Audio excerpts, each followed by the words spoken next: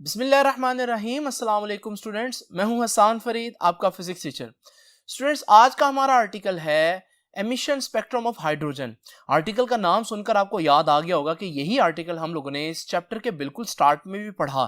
तो आज हम इस लेक्चर को दोबारा से क्यों पढ़ रहे हैं ये हम जानेंगे स्टूडेंट्स आज के लेक्चर में। तो आइए स्टूडेंट्स स्टार्ट करते हैं आज का लेक्चर। स्टूडेंट्स, आइए जरा एक दफा देखते हैं कि हाइड्रोजन का एमिशन स्पेक्ट्रम बेसिकली है क्या। अगर हम एक डिस्चार्ज ट्यूब के अंदर हाइड्रोजन लें और उसमें से एक बहुत high value of current pass करें तो हम देखेंगे कि उसमें से जो लाइट निकलेगी जब उसको प्रिज्म में से पास करते हैं तो वो फोटोग्राफिक प्लेट पर कुछ इस तरह का पैटर्न देती है।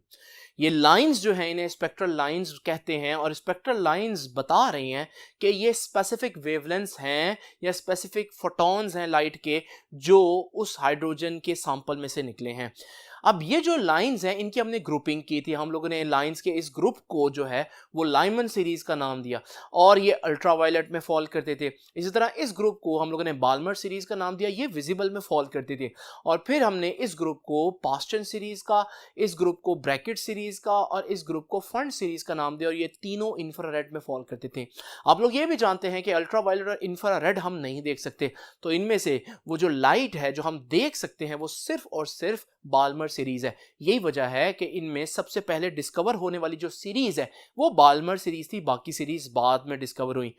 अब बाल्मर सीरीज को जस्टिफाई करने के लिए, उसकी रीजन देने के लिए रिडबर्ग ने एक फार्मूला दिया था और वो फार्मूला था ये 1/λ is equal to RH into 1/2 square minus 1/n square.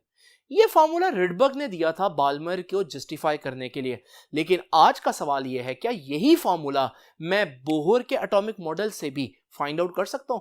अगर मैंने ऐसा कर लिया तो यह भी बोहर के मॉडल के सच्चे होने का एक बहुत बड़ा सबूत होगा। तो इस वजह से हम हाइड्रोजन एमिशन स्पेक्ट्रम आज दोबारा पढ़ रहे हैं, लेकिन आज हम बेसिकली इसको रिडबर्ग के तरीके से नहीं पढ़ेंगे बल्कि आज हम इसको बोहर के जो फार्मूला है उससे डिराइव करने की कोशिश करेंगे। तो अब हमें सबसे पहले तो ये पता होना चाहिए कि किसी ऑर्बिट में इलेक्ट्रॉन के पास कितनी एनर्जी होती है। कल के आर्टिकल में हम लोगों ने डिस्कस किया था nth ऑर्बिट यानी किसी भी ऑर्बिट में इलेक्ट्रॉन की एनर्जी कितनी होती है, -E0/n स्क्वायर। ये फार्मूला कहां से आया ये जानने के लिए डेफिनेटली आपको लास्ट लेक्चर देखना पड़ेगा।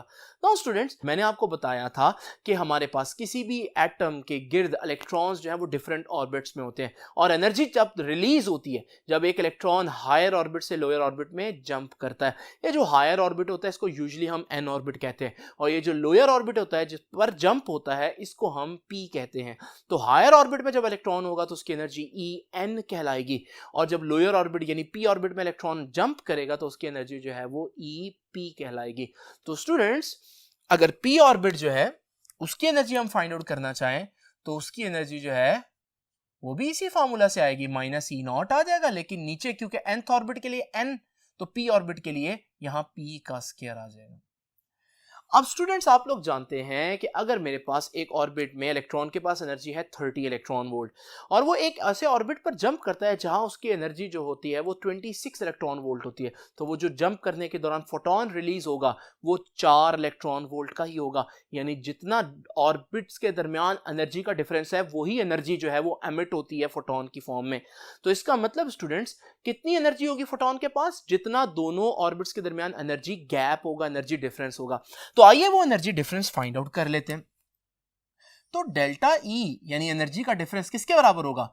दोनों ऑर्बिट्स के दरमियान एनर्जी माइनस कर देते हैं दोनों ऑर्बिट्स की, तो En minus Ep। Now students, En कितना है? -E0/n square. अच्छा, ये माइनस आ गया, साथ है Ep। Ep कितना है स्टूडेंट्स? -E0/p square. अब ये students minus into minus plus हो जाएगा, तो delta E is equal to, अब क्योंकि वो प्लस हो जाएगा E0/p स्क्वायर तो मैं इसको पहले लिख देता हूं और -E0/n स्क्वायर बाद में लिख देता हूं। स्टूडेंट्स, क्या आपको यहां पर कुछ कॉमन नजर आ रहा है? बिल्कुल स्टूडेंट्स, यहां पर E0 कॉमन है तो मैं ये E0 कॉमन लेता हूं तो डेल्टा E बराबर आ जाएगा E0 into 1/p square minus 1/n square. Now student जरा तवज्जो कीजिए, हमारे पास यहां पर डेल्टा E है, एनर्जी है, और प्लांक के मुताबिक, मैक्स प्लांक के मुताबिक एनर्जी बराबर होती है HF। तो मैं ये जो डेल्टा E है इसकी जगह HF पुट कर देता हूं। तो स्टूडेंट्स इधर मैं लिख देता हूं HF, इधर आ जाएगा E0 और साथ आ जाएगा 1/p² minus 1/n²। Now students हम लोग ये भी जानते हैं कि वेव्स के लिए एक इक्वेशन पड़ी v equals to f lambda, तो यहां से f किसके बराबर होगा, लैम्डा उधर जाकर v से डिवाइड हो जाएगा। अच्छा ये v है उस वेव की स्पीड, लेकिन लाइट के केस में आप लोग जानते हैं जो लाइट की स्पीड है उसको हम v की बजाय c से रिप्रेजेंट करते हैं, तो ये आ जाएगा c ओवर लैम्डा। ये मैं f की जगह पुट कर रहा हूं, तो f की जगह c ओवर लैम्डा आ जाएगा, इधर E0 और साथ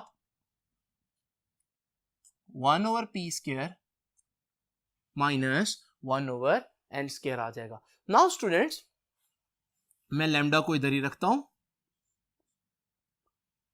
h और c उधर जाकर E0 से डिवाइड हो जाएंगे।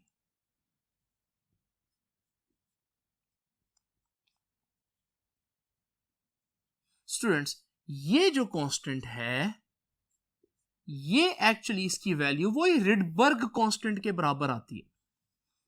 तो जब हमारे पास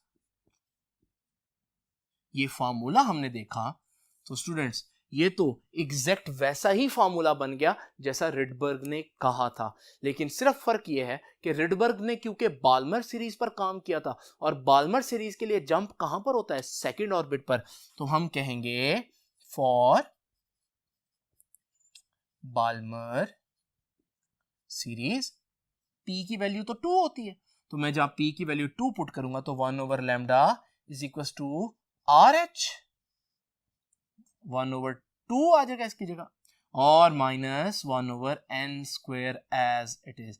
ये है वो रिडबर्ग वाला फार्मूला। तो इसका मतलब स्टूडेंट्स बोहर से भी हम रिडबर्ग की जो फार्मूला है उसको डिराइव कर सकते हैं, और ये बोहर के मॉडल के सही होने का एक सबूत भी है। अब स्टूडेंट्स अगर आप डायग्राम देखें बुक में ये वाली, तो ये डायग्राम यहाँ पर उन्होंने दी है लेकिन इसके बारे में कुछ एक्सप्लेन नहीं किया। मैंने जो इस चैप्टर का सेकंड लेक्चर है जहां मैंने हाइड्रोजन एमिशन स्पेक्ट्रम को बहुत डिटेल में डिस्कस किया, वहां इस डायग्राम का मतलब समझाया था और इस फार्मूले का भी मतलब समझाया था।